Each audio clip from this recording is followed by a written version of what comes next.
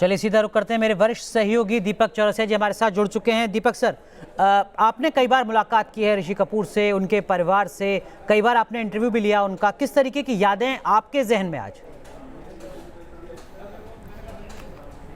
देखिए, मुझे वो बेहद जिंदा दिल इंसान रखते थे, एक ऐसा इंसान जिसमें जिंदगी कूट कूट से भरी रही हो। भले से वो राज कपूर के बेटे थे, एक बड़े परिवार से आते थे, उसके बाद भी उन्होंने अपना एक खुद का मुकाम हासिल किया। रोमांस के हीरो थे शाहरुख खान। अगर ये कहें कि उनको ही देख देख के उन्होंने रोमांस सीखा है तो ये गलत नहीं होगा। मैं ऋषि कपूर और नीतू कपूर से मिला था 2010 में, जब मैंने उनका एक इंटरव्यू किया था। उस वक्त उनकी फिल्म आ रही थी दो दूनी चार, और बड़ी इंटरेस्टिंग लव स्टोरी थी जो उन्होंने मुझे सुनाई थी। उन्होंने कहा था कि उनकी गर्लफ्रेंड थी जिससे उनका ब्रेकअप हो गया था। नीतू कपूर उनको कंसोल किया करती थी, और इसी के बीच उन दोनों का प्यार हो गया और एकाएक उन्होंने उनको शादी के लिए प्रपोज कर दिया।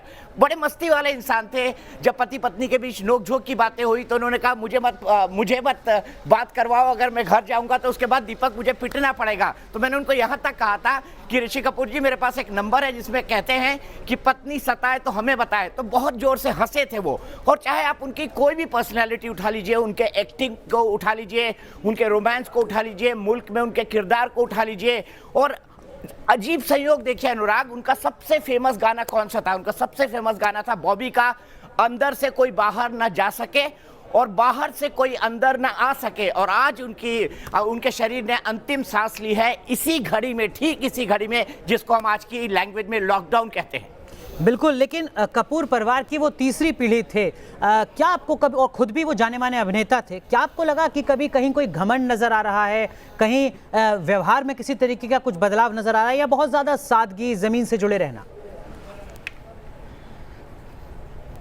नहीं, बिल्कुल स्पष्ट थे। अच्छा नहीं लगता था मुंह पे बोल देते थे, साफ तौर पे बोल देते थे। और अगर आप उनके सोशल मीडिया प्रोफाइल को देखो तो वो न केवल एक अच्छे एक्टर थे बल्कि एक राष्ट्रभक्त इंसान थे। किसी को भी आड़े हाथों लेते थे वो सोशल मीडिया पर, अगर कोई देश के खिलाफ बात करता था। और उनकी इस बेबाकी ने कई बार उनको ट्रोल भी कराया।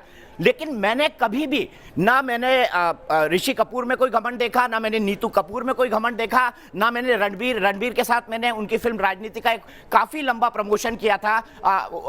उस राजनीति फिल्म जब रिलीज हुई थी, प्रकाश झा की वो फिल्म थी, और उस वक्त मुझे रणबीर के साथ काफी इंटरेक्ट करने का मौका मिला था। सर कहते थे, और बहुत डाउन टू अर्थ है, बहुत डाउन टू अर्थ है। और मेरा ये मानना है कि भले से वो राज कपूर के परिवार से आते हो, पर मैं उस परिवार का हूं, या मेरी वो लीगेसी है, या मेरी ये पेड डिग्री है, ये घमंड ना मैंने ऋषि कपूर में देखा, ना मैंने नीतू कपूर में देखा, और ना मैंने रणबीर कपूर में देखा। लेकिन दीपक जी, आपको लगता है, जिसका जिक्र भी आप अभी कर रहे थे, कि हो सकता है कि वो सियासी मुद्दों पर बहुत ज्यादा खुलकर अपनी बात को ना रखते हो, लेकिन जो जरूरी मुद्दे हैं देश के, उन मुद्दों पर मुखरता से अपनी बात को लगातार वो कहते रहे, एक जिम्मेदार नागरिक के तौर पर भी? अमूमन जो सितारे होते हैं वो ऐसी चीजों से खुद को दूर रखने की कोशिश करते हैं, ऋषि कपूर ऐसे नहीं रहे।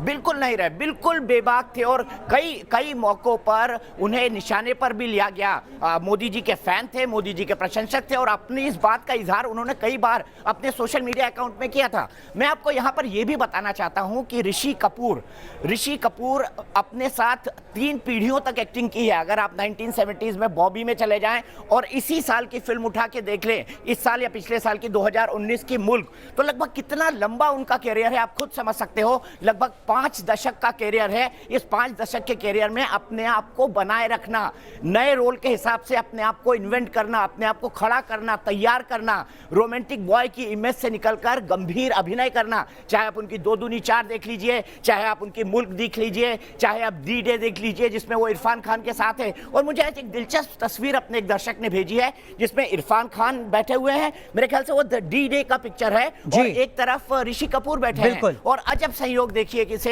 किस्मत की लीला ही कहेंगे कि एक दिन के अंतराल में इरफान खान और ऋषि कपूर दोनों की इंतकाल हो जाता है, अंतिम सांसें लेते हैं वो दोनों महान कलाकार।